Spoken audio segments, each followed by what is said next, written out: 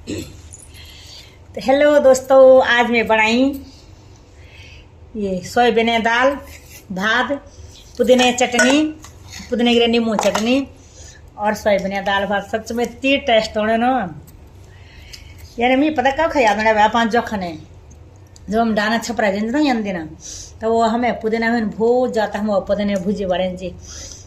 सच में आ हा हा हा हा कहने होने को गजब। क्या फिर तुझे बस खाया नहीं?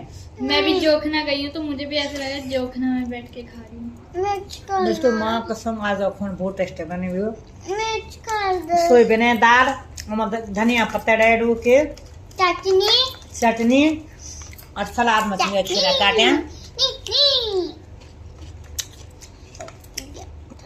अब तक वो भात खाने को ऐसा नहीं करो बाबू।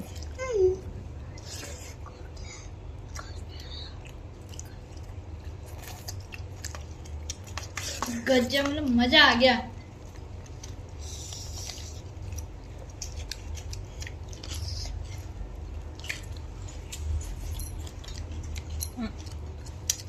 एना बानू दीवे तक रुक के भा खाने पता पिला के लिए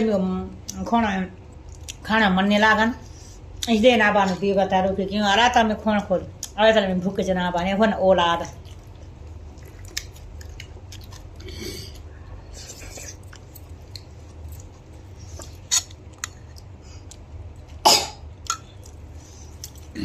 आ तब खान जाऊँ।